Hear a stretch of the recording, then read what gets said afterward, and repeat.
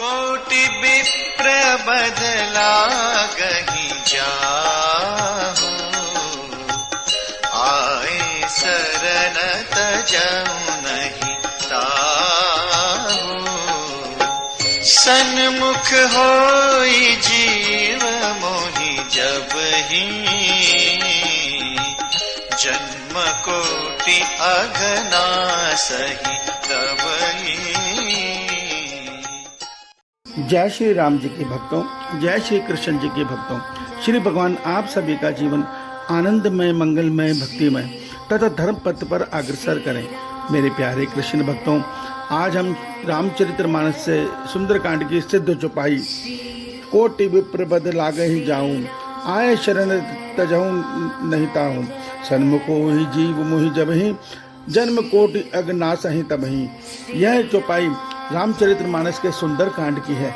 यह उस समय का प्रसंग है जब विभीषण जी रामचंद्र जी की शरण में आते हैं और उनसे ये शरण मांगकर कहते हैं कि हे प्रभु, मैं आपकी शरण में आया हूँ, मेरी रक्षा कीजिए। तब सुग्रीव जी रामचंद्र जी को सलाह देते हैं कि ये दुश्मन के भाई हैं, इन पर विश्वास मत कीजिए, इन्हें बंदी बना लीजिए। तब भगवान श्री रामचंद्र जी कहते हैं कि नहीं, जो मुसीबत के समय किसी से शरण में सहायता मांगे, शरण में आकर उसकी सहायता अवश्य करनी चाहिए। सुग्रीव जी, यह तो दुश्मन के भाई हैं, अगर कोई 1 करोड़ ब्राह्मणों का भी वध करके मेरी शरण में आएगा तो मैं उसको अवश्य अपनी शरण में स्थान दूंगा। और एक बात समझ लीजिए विभीषण, सुग्रीव जी, जब जीव मेरे सम्मुख अर्थात मेरे सामने आता है तो उसके करोड़ों जन्मों के पाप नष्ट हो जाते हैं। मेरे प्यारे कृष्ण भक्तों, भगवान श्री रामचंद्र जी ने यह बात अपने ईश्वर होने के प्रमाण में कही है। भगवान ये कहते हैं कि जब मनुष्य संसार के दुखों से, संसार की माया से हार जाता है तो उस मनुष्य को चाहिए कि वो अपने हृदय में मौजूद अपने अंतर्यामी परमात्मा की शरण में आ जाए।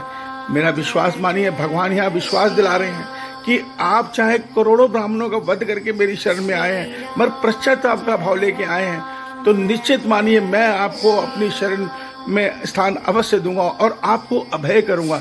अभय का अर्थ यह होता है कि भगवान हमें सब शोक से मुक्त कर देते हैं और हमारे सारे पापों को नाश करके हमें परमात्मा की सच्ची भक्ति, ईश्वर की सच्ची भक्ति प्रदान करते हैं।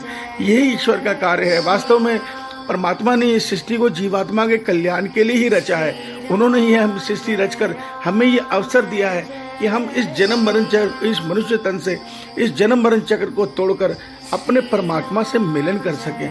मेरे प्यारे कृष्ण भक्तों, मगर हम जीव हैं, हम परमात्मा की माया में उलझ गए हैं।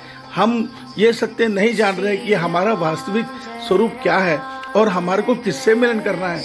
हम इसको भूलकर केवल शरीर को सच मानकर भक्ति भी कर रहे हैं, कर्म भी कर रहे हैं, मगर सिर्फ सब कुछ सिर्फ शरीर के सुख के लिए कर रहे हैं।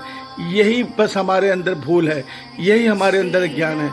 जब हम यही कर्म और यही भक्ति ईश्वर के पाने की चाह में करेंगे तो निश्चित हमारा कल्याण होगा। ईश्वर आप सबका कल्याण करे।